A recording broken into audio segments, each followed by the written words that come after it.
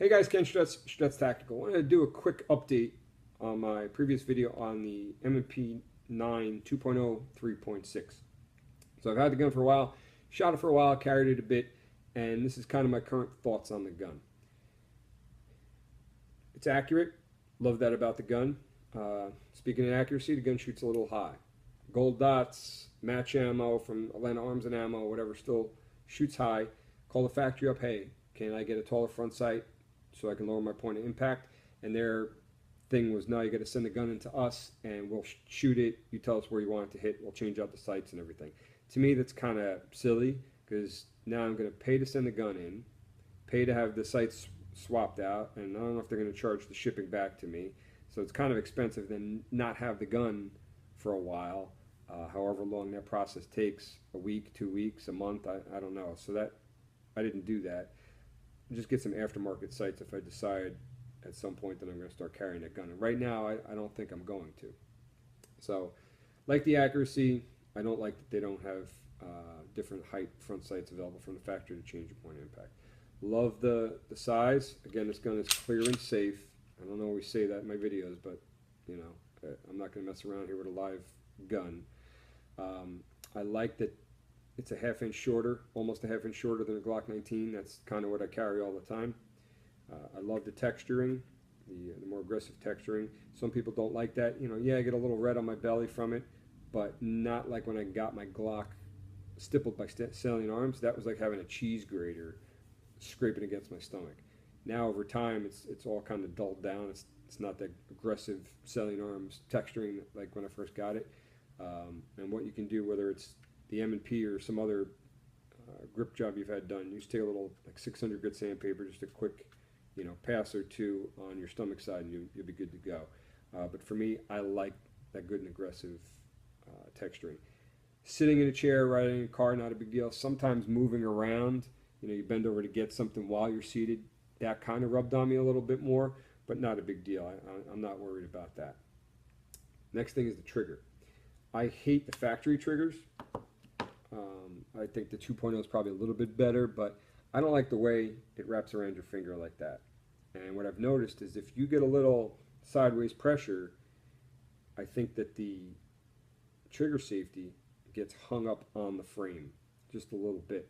I remember when I got my shield, again, clean and safe, this would get hung up, you know, the trigger safety, just because maybe I just pushed a little bit on the gun or whatever, it got hung up, the back of the trigger safety got hung up on the frame. Took a little 600 grit sandpaper to that, just a pass or two. Again, I don't want it to be a liability by taking too much off, but I don't want it to be a liability because the gun won't go off and that could cost me my life. So kind of felt the same thing with the 2.0 factory trigger, and same thing, you know, with the shield here. So with the shield, I replaced the shield with the Apex Tactical Duty Carry Action Enhancement Kit. That's a mouthful. Say that 3 times fast. Duty Carry Action Enhancement Kit. And like it, no issues, you know, good to go there, right? So I tried a different Apex trigger with the 3.6. It's the flat-faced forward set trigger. Now, whether you use the flat-faced forward set trigger or the Duty Carry Action Enhancement Kit for the 3.6, they said it's going to be the same issue that I'm having with this, and that's if you don't get low on the trigger to make the gun go bang, it won't. So if you look at my finger up here, and it's not like crazy high, yeah, it's at the top of the trigger, but the gun won't go off. No matter how hard I pull, it won't go off. You got to be down here to deactivate the trigger safety. I've never had that happen with a Glock. It doesn't happen with the shield, with the Apex trigger in there. Look, no matter how hard I pull on this trigger, it's not going to go off unless I put my finger down here. So I called them and said, hey, did I install this wrong? And they said, no, it's designed for your finger to be low on the trigger. I'm like, what happens if you get hurt or you fumble your draw or you just got a bad grip, whatever? Now the gun's not going to go bang when you want it to. So they're like, well, you know, just practice and, you know, you won't even think about it. You just walk around the house, dry firing it like that. To me, forget about it. So I started doing that. All right, take it out to the range, practice it. I did the test. Ken Hackathorn's the test. 10 yards, 10 rounds, 10 seconds. And even though I'd practiced a little bit keeping my finger on the bottom of the trigger during the recoil and everything, the finger started to slide up the trigger, and third, fourth, fifth shot, whatever it was, got too high up on the trigger, the gun won't go bang. So recoil, maybe bad grip, fumble your draw, you're injured, you're bloody, you got blood on your hands, you're wet, maybe your hands are cold and a little numb or whatever your situation is. Now your finger doesn't get right on the bottom of the trigger and the gun doesn't go bang. That's a problem. So it's back to the factory trigger for me. Apex, it's a nice trigger. It's very complicated to take the M&P triggers apart and change out all the parts. And my buddy's an M&P armorer. He actually changed everything and couldn't get the trigger to reset properly. So he couldn't figure it out. Changed, it's supposed to come with a diagram. It didn't. We had to go online, find the diagram. And if you put, this part over here and that part, you get this combination of trigger pull and all that. And couldn't get it, no matter what he did, to reset properly. I took it home. I worked on it myself. And I'm not an M&P armorer. I've been a Glock armorer and whatnot. And I changed out the trigger on my shield years ago. And finally I was able to get it to reset. But then the situation of being too far up on the trigger, reared its ugly head. So it's going to be back to the factory trigger for me. Just some light sandpaper on the trigger safety, just to take off the corner so that the gun will go bang for me no matter what.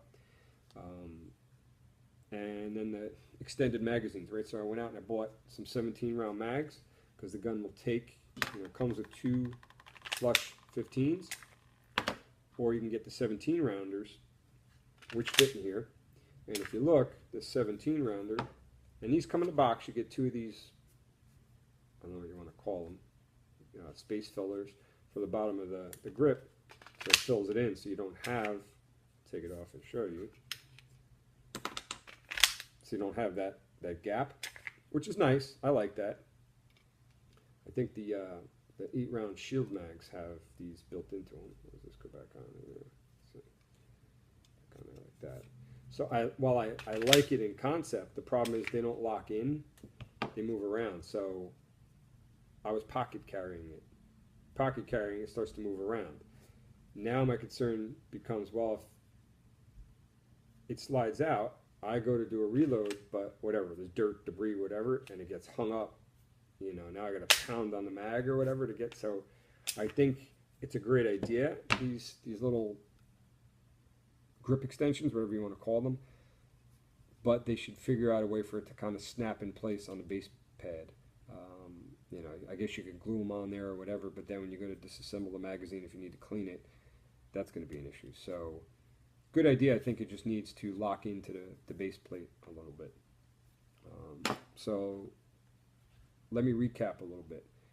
Accurate, like the size, don't like that you can't get factory replacement sights. You got to send the gun in. Again, the cost of sending it back and forth, the time without the gun, plus the cost of having them installed and the parts, just all doesn't add up. Yeah, I can get aftermarket sights, no issues. So if I ever decided to carry this gun, that's what I'd be doing. Trigger, don't like the trigger at all. Don't like this Apex. Shouldn't matter how I get my finger on the trigger. It should go bang every time I put my finger on the trigger. Yeah, train yourself, all that stuff to put your finger lower. Again, injured, cold, wet, bloody hands, fumble your grip, especially from concealment or whatever. Your finger goes in the wrong spot, or under recoil like I had when I shot the test. Trigger finger moves, now you get a dead trigger. So back to the factory. I don't like that the trigger safety gets caught if you push a little, sideways pressure. Not, you shouldn't jerk the trigger and push sideways on the trigger. I get it, but it happens. It shouldn't get hung up and bind up. I don't think it ever stopped on me. Maybe it did, but I had it with the shield. I've had it with this. So back to the factory and just, a quick pass with some 600 grit sandpaper just to kind of knock the edge off so the gun's reliable, but not taking so much off that it becomes a liability because I've destroyed the safety on it. Love the texturing, love the size, love the accuracy, but trigger, sights are the big thing. And I think I mentioned sometimes I get too much finger in the trigger. Sometimes it's just right, and that's caused my groups to shift. I've put the large backstrap in there. Haven't shot it enough with the large backstrap at distance to kind of see where it's at on that. I'm kind of turned off by the trigger issue and how complicated it is to change out the trigger parts compared to, say, a Glock. So right now, I'm still a Glock 19, guy. Glock 19, Glock 43. We'll see if I can get a better trigger on here. I like the size. I like the accuracy. I like that you don't have to have this stippled. It's aggressive enough right out of the box. So we'll see. The other thing, I've been using the TXC. This is the X1 holster. Minimalist holster. This is not for the 3.6. It's for the other compact. I guess that's 4-inch Smith Wesson M&P. So there's a little extra material. Still a little extra material. I'm sure even if this was the 4-inch barrel compared to, say, the Filster skeleton, but it's another option. I would probably, if I decided to keep this, I would just kind of remove some of the material with a bandsaw or whatever. The other thing is the factory clip. It's plastic. I'm not sure how long that would hold up in the long haul.